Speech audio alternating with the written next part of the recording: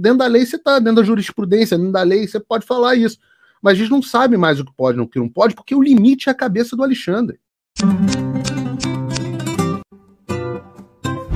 E eu entendia naquele momento que as limitações eram frutos de prudência da empresa contra o Supremo Tribunal Federal, porque nós sabíamos que naquele momento o Supremo Tribunal Federal estava operando já à margem, completamente à margem da lei.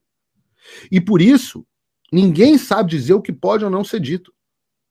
Não tem nada na lei que diga, ó, isso. Porque você respeitar a lei pressupõe que você olha a lei e fala, isso aqui pode, isso aqui não pode. Então, a emissora chamava os advogados, os melhores advogados, e todos eles falavam, olha, a lei diz isso, dentro da lei você está, dentro da jurisprudência, dentro da lei você pode falar isso.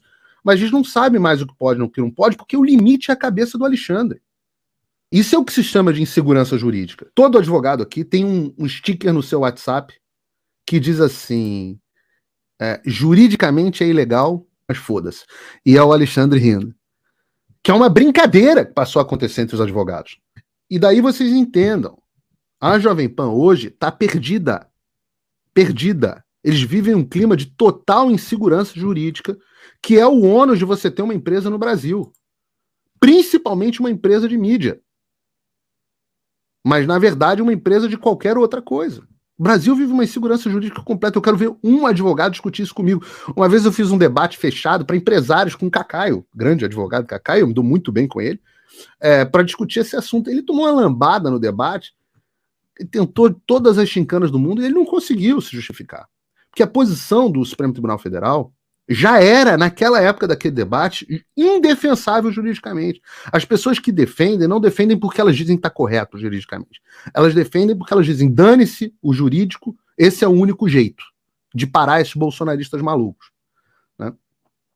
Mas como agentes públicos que eles são, eles vão continuar sofrendo as minhas críticas como jornalista que eu sou. Se quiserem me perseguir por isso, tudo bem, vamos em frente. Eu não vou ser o primeiro da minha família a ser perseguido por uma ditadura. E eu fui criado com esse espírito. Então, me persigam. Eu tenho mais temor a Deus do que temor ao Alexandre. Ao Estado tirânico brasileiro, eu tenho mais temor a Deus. Se eu me calar aqui agora, o que eu vou fazer? A Bíblia fala, se a gente se cala com a verdade, as pedras falam. As pedras. Não adianta. Eu vou continuar falando a verdade. Eu nunca falei nada que não fosse verdade. Teve um amigo meu, vou dizer quem é, o Rica Perrone, me perguntou outro dia, ele falou, pô, Paulo, não acompanhei jeito. Tem alguma coisa que você falou que você se arrependa? O negócio da guerra civil e tal. Porra, claro que não. Se eu fosse imbecil. Se alguém acompanhar o debate que eu estava tendo, o corte que fizeram, ele está incentivando guerra civil. Estou incentivando guerra civil para você que é retardado mental. Para você que não entende contexto das coisas. Ou para você, de má fé, que quer retirar o que eu falei de contexto, simplesmente para me calar, e isso é só um pretexto. Porque, ora, o que eu dizia naquele momento com o Zé Maria, e qualquer um pode resgatar, é que ele dizia que se a eleição fosse anulada, íamos ter guerra civil, com ataques do PCC, das Farc, do Comando Vermelho.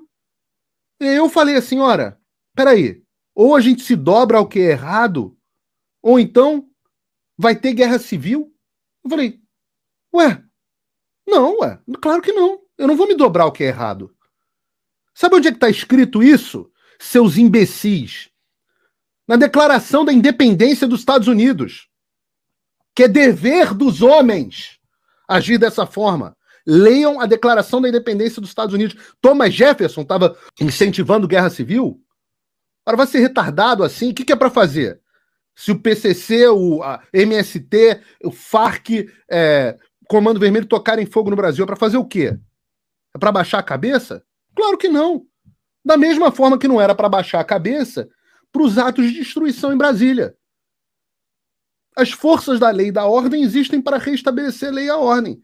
E os bandidos que se dispuserem a enfrentar as forças da lei e a ordem têm que ser respondidos com a força do Estado, que foi o que eu disse que me passa o cerol. Não retiro uma vírgula. Não retiro uma vírgula.